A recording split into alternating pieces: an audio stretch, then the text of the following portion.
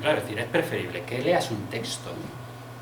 Obviamente ese texto lo has debido haber leído unas cuantas veces después de haber sido escrito para tener soltura, para saber en qué parte de cada texto puedes levantar la mirada, puedes hacer determinadas cuestiones y por supuesto redactarlo para ser leído y para ser escuchado, no para ser leído en soledad. Hay cuestiones distintas, lo que es leer para ti y leer para los demás, es radicalmente distinto.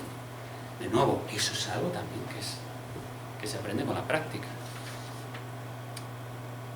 ¿Ibas a decir algo? Sí, yo uno de los problemas que veo en el tema de las exposiciones, yo considero que no me da vergüenza hablar en público, no bien, es algo que... Bien, pero bien. me cuesta mucho cuando expongo algo, aunque no tenga un papel delante, tengo la sensación de que lo estoy leyendo, no consigo dinamizarlo de tal manera que, aunque lo esté recitando, que no tenga el papel delante... Porque a lo mejor tú lo que haces es aprenderte de memoria literalmente lo que vas a contar, ¿no?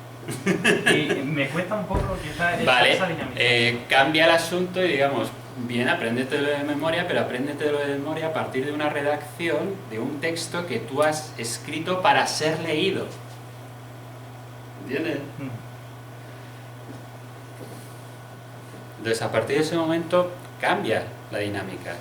Es decir, no es tanto un texto que tú te aprendes, yo qué sé, esto es lo de los exámenes orales. Es decir, una presentación de un trabajo, en principio, no es un examen oral. ¿Habéis hecho alguna vez un examen oral? Sí, ¿Lo habéis sufrido? En Italia todos orales. Sí, bueno, en Italia exacto, ¿no? El examen oral. Bueno, Bueno, con escritos orales, todos los exámenes. un examen oral es, pues eso, recitar, literal, ¿no? Es decir, bueno, te tienes que aprender esto, bueno, depende de los contenidos, las materias, pero al final lo que haces es terminar, en muchos casos, ¿no? Recitando aquello que te has memorizado. Pero tienes que tener bien memorizado porque te pregunta y no tienes tiempo para... Sí, bueno, o sea, pero me refiero, en el sentido de... 30 segundos te dice, márchate... Sí, pero me refiero, lo memorizas, pero luego una vez que lo has memorizado y te lo sabes, lo que haces es recitarlo, es decir, soltarlo tal cual lo has leído.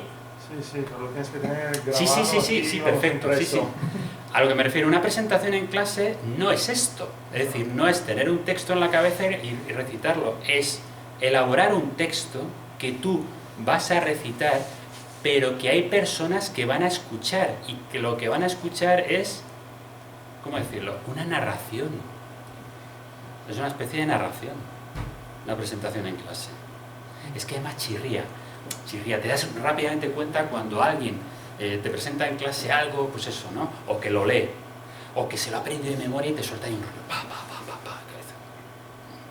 es que rigidez, ¿sabes? En cambio, cuando alguien, digamos, ha preparado un texto de alguna manera y además lo ha preparado teniendo en cuenta que va a ser recitado y además daos cuenta de lo que significa una presentación en público, es una performance, es una puesta en escena.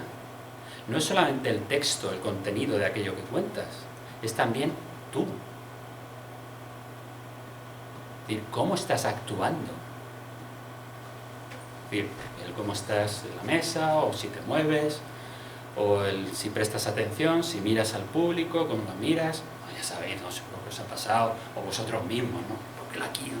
Tapándote, macho, escondiéndote ahí arriba, ¿sabes? Entonces, de esa sensación o esa situación a... Pero esto también lo veis con nosotros, con los profesores, ¿no? Lo que es el desempeño de cada profesor también es variable, ¿no? O sea, profesores que, bueno, se mueven, ¿no? O hacen determinados gestos o lo naturalizan más, ¿no? Esto de dar clase, y otros profesores quieren notar pues, que hay... ¿no? Más cuestiones. Yo, como no hay mucho tiempo, me interesaba mucho el tema de redacción de artículos, entonces no sé si puedes ir ya a ese tema, si no hay inconvenientes. Sí. Vamos a ver, redacción de artículos. ¿Por dónde empezamos? Habría dos cuestiones, ¿vale? La parte más formal y luego lo que es el contenido, es decir, tu artículo. La parte más formal. Si estáis pensando en redactar o en hacer un artículo para una revista, lo primero que tenéis que tener claro son las normas de redacción de la revista en concreto a la que vayáis a dirigir ese artículo. Normalmente cada revista tiene sus normas, ¿vale? Lo que es el envío de originales, que sea doble espacio, el tipo de letra, la forma en la que citan, todo ese tipo de cuestiones, digamos, eso es muy variable.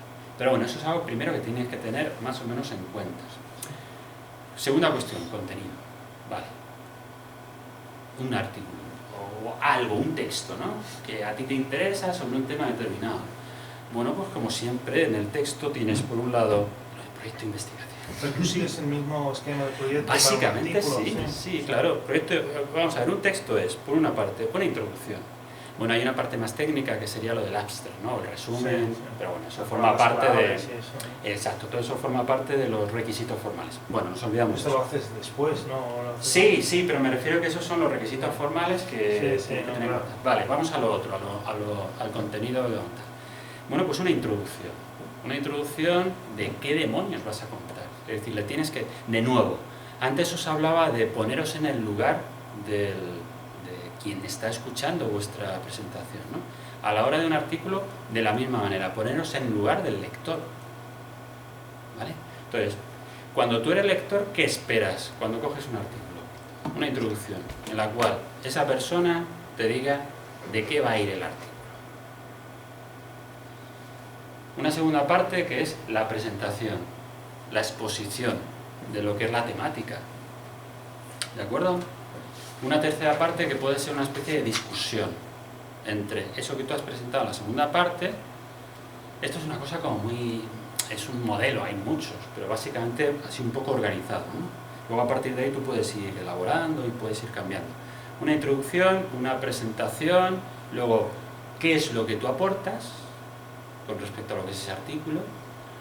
Una tercera parte, por decirlo de alguna manera, que puede ser una discusión con aquellos artículos, autores que tú consideras que han trabajado antes que tú, y entonces tú qué aportas, cuáles son tus críticas a ellos, cuáles son tus aportaciones, ¿vale? Y una última parte que son las conclusiones. Este es un esquema muy simple y muy básico, pero a partir de ese esquema la idea es, a ver, de preguntas, hipótesis y tal, tú lo sigues. La introducción. O sea, tú lo pones todo ahí. Lo que pasa es que depende de los artículos, claro, porque, por ejemplo, yo en clase, lo del proyecto de investigación eso es una cosa muy concreta, pero tú, por ejemplo, te puedes plantear un artículo de revisión del campo. A ver, el concepto clase social, ¿vale? A ver, concepto clase social, no voy a hacer nada novedoso, simplemente voy a tratar de organizar el campo. Es decir, cuáles han sido las discusiones hasta hoy en día. Entonces, mi introducción. A ver, yo voy a hablar de clase social, que es un concepto muy disputado, hay diferentes tradiciones, bla, bla, bla, bla, bla, bla. Entonces yo voy a intentar poner un cierto orden, voy a tratar de establecer familias, tipologías, bla, bla, bla. Entonces luego la parte, esa sería la introducción, le estás avisando a la persona, al lector, qué es lo que tú le vas a contar. Segunda parte, estableces esa cartografía o ese mapeamiento del campo, ¿vale? Y luego una tercera parte que podría ser, seguro, como no es nada novedoso, seguro que ya hay gente que ha intentado hacer ese mismo mapa. Entonces tú lo que harías sería, bueno, pues este mapa que yo he presentado antes, en esa segunda parte, pues hay autores, hay artículos, hay textos que también lo han tratado, y en fin, yo he partido de ellos, pero sin embargo mi peculiaridad, o lo que me diferencia, o mi crítica hacia fulanito que hizo esto mismo hace 20 años, tal y cual, ¿sabes? Y al final, por las conclusiones, que es, empezaba anunciando la existencia o la pretensión de hacer una cartografía sobre el concepto de clase social.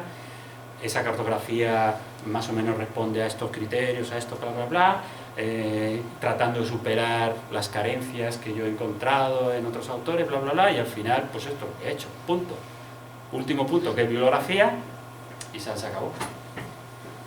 Lo que dicen muchos manuales que las conclusiones hay que decir claramente si confirmas o refutas unas hipótesis en concreto, analizando cada hipótesis y tal. Es tan sistemático el trabajo. Sí, pero vamos a ver, es muy interesante si vosotros, seguro que ya habéis echado un vistazo, a ver, y si no, hacedlo. Si estáis interesados en la cosa esta académica, artículos y demás, echad un vistazo a lo que son las revistas en español, ¿no? Sí. REIS, la Revista Española de Investigaciones Sociológicas, o RES, la de Liesa, Revista Española. Echar un vistazo a estas 3-4 revistas. La inmensa mayoría de los artículos, en los últimos años cada vez más, afortunadamente los artículos, afortunada o desafortunadamente, cada vez más están siendo como más rigurosos en ese sentido. Si tú echas un vistazo a lo que son las revistas clásicas en ciencias, el formato es súper cuadrado. Es presentación, hipótesis, investigación, experimentos, resultados experimentales y conclusiones en las cuales tú dices... Exacto. Es decir, tú te echas un vistazo a la RAIS, ¿no? Que es la que es un poco y tal, ¿no? En los últimos 5 o 10 años ha variado ya mucho el formato. De hecho, por parte del Consejo de Redacción, revisores y demás, ya se exige esto.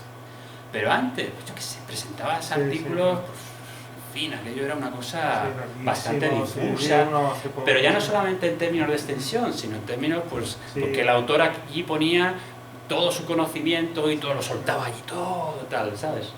En cambio, esto va a cambiar. Sí, hace poco, el primer número de la RAIS, un artículo de Ramos de Espinosa sobre el impresionismo simbólico, y era así, una cita tras otra. Sí, sería parte de su tesis. Sí. O sea, cogería el capítulo de interaccionismo O sea, simbólico esto de su ahora tesis mismo, y lo plasma. según tú, te lo rechazan si lo envías a una... Sí, sí, o sea, por ejemplo, criterios a la hora de lo que son los comités de redacción, los sistemas de evaluación y demás. Sí, sí, o sea, ahora hay criterios muy claros, criterios formales que tienen que ver con, evidentemente, que el artículo esté bien escrito, que no haya faltas de ortografía, cintas, esto por supuesto. Ya, pero te encuentras, cuidado, que te encuentras con, en fin, con envíos de este tipo y dices, esto no puedo. Entonces, luego ya una vez que pasas esa fase, la siguiente fase es que ese artículo se amolde a un modelo determinado. Digamos que este es el modelo internacional. Tú coges cualquier revista de sociología italiana, francesa, inglesa, americana, y prácticamente todas responden a este modelo, ¿vale? Que es un modelo en el cual, a ver, yo voy a contar esto, lo cuento, lo debato con lo que es la comunidad y al final unas conclusiones. Punto, ya está, ¿vale? De todas maneras, vuelvo a lo mismo que antes. Para redactar un artículo, previamente tenéis que haber leído artículos.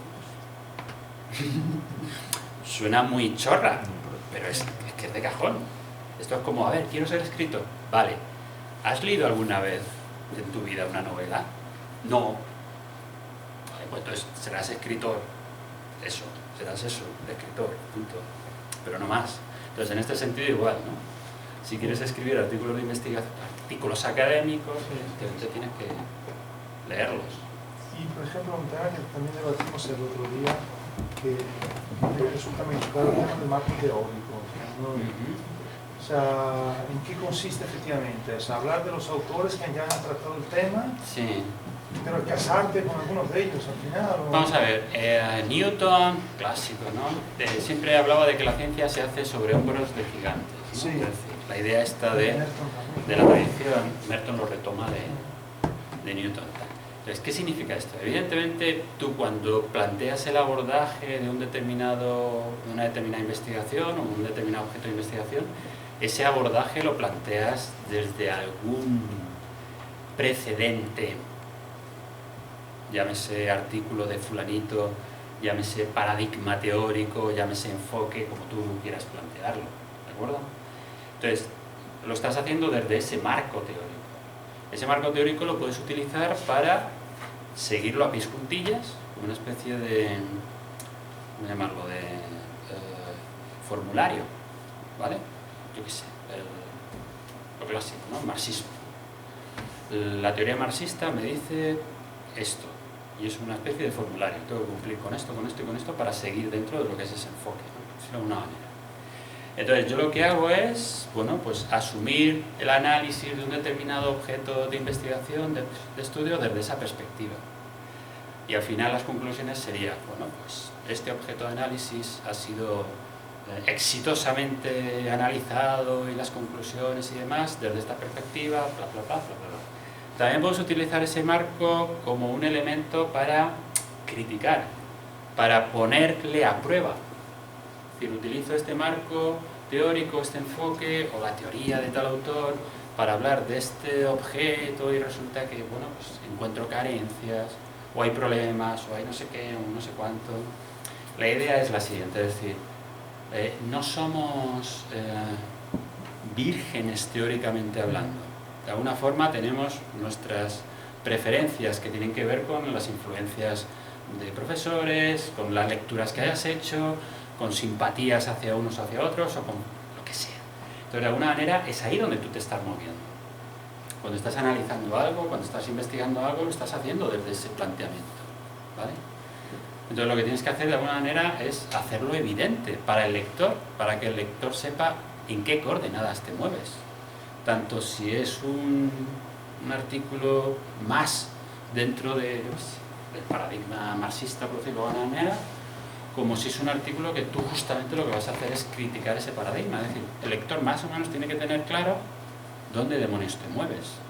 De igual manera que a ti te gusta tener claro que el artículo que lees pues, va por aquí o por allí. No, esto es una cosa que no llego a entender del todo, en el sentido que entiendo que si uno tiene que hablar de un tema, tiene que revisar lo que han escrito los otros antes, ¿no? O sea, que hacer referencia a los autores que han tratado el mismo tema, lo comparto, pero que tengas que decir desde el principio que eres funcionalista o marxista, no, cuidado, yo lo encuentro como una digamos, forma de autolimitarse. No, espera, luego también forma parte de tu... Pero eso también es una cuestión de cómo tú construyes el artículo, ¿vale? Digamos que eso forma parte también de tus decisiones, el hacer manifiesto, que tú te identificas, yo qué sé, con Habermas, la teoría de la acción comunicativa, ¿no? Los planteamientos de Habermas. O que te, yo qué sé, pues, ahora que está tan de moda Bauman, ¿no? Sí. La cosa está líquida y tal, ¿no? Vale. Pero de alguna manera también no hace falta que seas tan explícito. A través de tus propias lecturas y de las citas y de los artículos y de los libros y de las investigaciones que tú utilizas, evidentemente el lector está intuyendo por dónde vas. Digamos que eso también es una forma en la que tú redactas, en la que tú construyes el artículo. No, vamos a ver, nadie te va a decir... No, vamos a ver, lo que pasa es que esa idea del marco teórico tiene que ver con ese estadio de formación en el que estáis. Es decir, para tú poder hacer un escrito, llámalo artículo, llámalo trabajo de clase para entregárselo al profesor, pues digamos que para tú organizarte hay un esquema. El esquema este que yo doy en el proyecto, sobre el proyecto de investigación, ¿vale? Un esquema que a ti te sirve, pues cuando no lo has hecho nunca, a ver, ¿cuáles son los pasos que tengo que dar? Este y este. Una vez que tú eso ya lo has hecho, has estado practicando, has sido capaz ya de construir un texto, entre comillas, que pueda ser denominado académico, pues ya a partir de ese momento, esto es artesanía. El trabajo académico es un trabajo de artesanía. Esto es como cuando un ebanista, ¿no? El aprendiz llega allí, le das un trozo de madera con los instrumentos, ¡hala, venga, ponte ahí a hacer cosas! Ya, pero no sé. Entonces el ebanista te dice, mira, primero se hace así, el siguiente paso es este, el siguiente paso es este y tal. Y al final terminas haciendo, yo qué sé, una escultura, ¿no? Un busto, una cabeza, lo que sea. Entonces, cuando tú te pones con el siguiente, vas a seguir ese proceso que te he explicado, ese esquema. Con la tercera pieza que vayas a hacer, ya digamos que ya no entra, no, sino simplemente ya no lo tienes delante. Ya lo tienes en la cabeza. En la siguiente pieza ya directamente, ya estar viendo la obra final. Y entonces lo que tienes que hacer es ir a la obra final a través de diferentes medios. Pero al principio necesitas ese protocolo, lo del marco teórico, lo de la hipótesis, estas cosas. Pero digamos que eso forma parte del proceso de aprendizaje. El trabajo académico es un trabajo artesanal.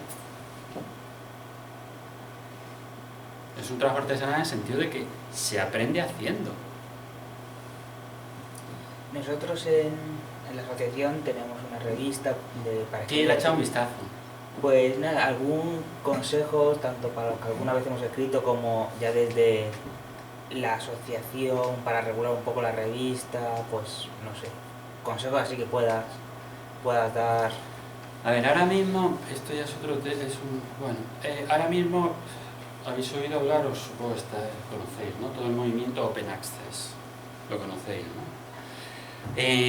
Ahora mismo en muchísimos lugares, universidades, hay un movimiento muy fuerte con respecto a esta idea de revista Open Access, publicación en abierto, con licencias Creative Commons y demás. Yo de hecho conozco varias revistas elaboradas por lo que en Estados Unidos llaman los undergraduates, ¿no? Lo que son, en vuestro caso, ¿no? Con un nivel bastante bueno. ¿Cómo lo consiguen? Primero temáticamente. Es decir, para que una revista sea buena o conocida, ¿vale? Sin entrar en valoraciones de buena o mala, que tenga incidencia, ¿vale? Lo que es índices de impacto y tal, es decir, que sea que llegue a gente, que sea conocida y tal, especialización, en la medida de lo posible, ¿vale? Si tú especializas, eso a su vez a ti también te va a resolver mucho el trabajo. Porque uno de los criterios fundamentales en todas las revistas son los sistemas de revisión de aquellos artículos que te llegan. No puedes publicarlo todo, o sí, pero si tú publicas todo, al final, digamos que tienes una revista, o no es una revista, es un, ¿cómo llamarlo?, un lugar en el cual hay cosas publicadas. ¿Qué significa seleccionar la publicación? Tú estableces criterios. Esos criterios son los que le van a servir de guía al lector para dilucidar si esa revista le resulta interesante o no le resulta interesante, si por tema le viene bien o si o no le viene, ¿sabes?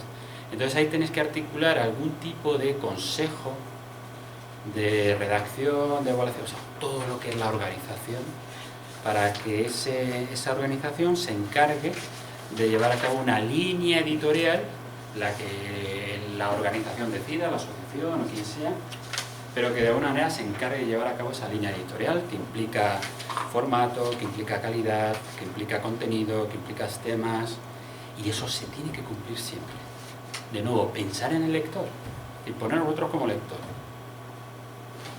Podéis decir, bueno, lo que pasa es que, yo qué sé, temáticamente a lo mejor es complicado. Vale, vamos a hacer una revista relativamente cajón desastre, donde quepa todo tipo de temáticas. Vale, utilizar otro criterio. Calidad, por ejemplo. Es decir, no cualquier artículo no vamos a dejar pasar. Tiene que ser un artículo que cumpla con unos requisitos mínimos. Por supuesto los formales, pero también con unos requisitos de calidad.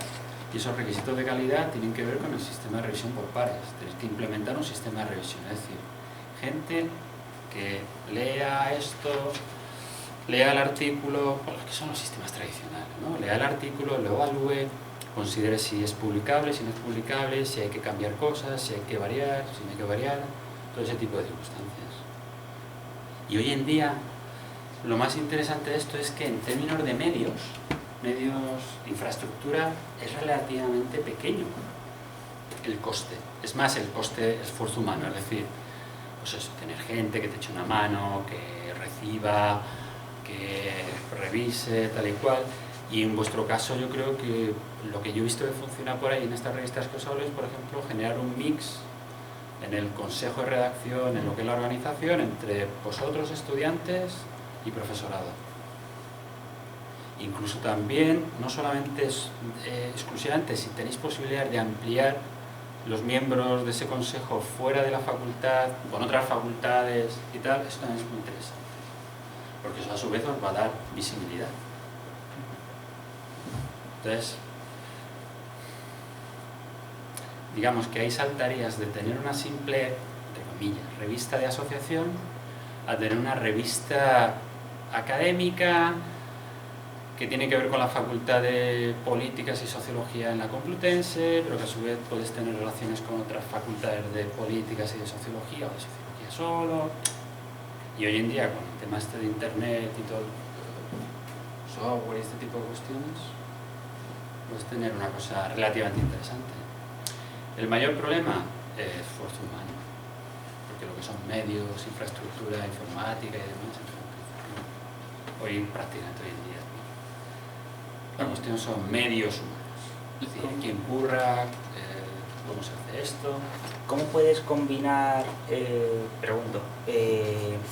temas de calidad? No, cuidado, cuando yo hablo de calidad es la calidad que establece el organismo que lleva la revista. Sí. Eso de hablar de calidad en abstracto es complicado. O sea, porque sí. las propias revistas académicas, lo de la calidad es muy cuestionable. Pero sí. Incluso los requisitos, más sobre todo los informales que los formales, Sí. con el hecho de que, por ejemplo, la revista está orientada para alumnos, entonces hay gente que es de primero... Pero tú dentro, pero tú dentro de tu público, es decir, tú dentro de lo que van a ser las personas que te van a hacer llegar a ti artículos, tú puedes establecer criterios. Es decir, no acepto todo. Acepto aquello que yo considero que es merecedor de ser publicado en esta revista. Evidentemente teniendo en cuenta que la inmensa mayoría de los artículos que me van a enviar provienen de estudiantes de grado, o como mucho estudiantes de posgrado, o como mucho estudiantes de doctorado. Entonces ahí evidentemente estoy hablando de un contexto muy determinado, pero dentro de ese contexto, digamos, ser lo suficientemente, ¿cómo llamarlo?, profesional, académicamente hablando, para establecer criterios de selección. Es decir, no dejarte llevar por, bueno, todo vale, o no dejarte llevar, bueno, el tema de colegueo, ¿no? Este es mi colega, ¿cómo le voy a decir que no? ¿O cómo le vamos a decir que no? Esto, es decir, intentar aplicar ahí unos criterios, los que tú quieras, o los que quiera la organización, vale, pero intentar aplicarlos, y que esos criterios sean la marca de la revista, ¿no? Evidentemente no vas a poder aplicar los mismos criterios que los que tiene la REIS, obviamente. Pero dentro de lo que son tus posibilidades. No, si yo entiendo, pero me chocaba, por ejemplo, que cuesta mucho conseguir mismo criterio para un alumno de primero que para un alumno de doctorando. Pero, vamos a ver, pero entonces, tú eso lo marcas sobre la marcha. Vamos a ver, por ejemplo, dentro de la revista puedes establecer, que esto lo hacen las revistas, puedes establecer una parte de la revista dedicada a cosas, ¿cómo llamarlas?, más sesudas, más serias, en las cuales tú exiges más calidad. Y luego una parte de la revista dedicarlo a cuestiones de ese tipo, oye, pues para gente, yo qué sé, de primero, que en fin, el artículo lo tal. Libros, por ejemplo, sí, bueno, por supuesto, reseñas. Pero por ejemplo, para artículos, ¿cómo llamarles?, exploratorios o algo así, ¿no? Es decir, a lo mejor alguien me escribe, manda un artículo, un chaval de primero, una chavala de primero, de 5 páginas, que en principio el artículo tampoco es muy nieta, pero dice un par de cosas que son muy interesantes. Y entonces todos estamos de acuerdo en que ese artículo, en principio, no le puedo poner como primer artículo en el número de la revista, pero sí lo puedo poner en un apartado que puedes llamarle, yo qué sé. ¿Opinión? No, olvidador de opinión.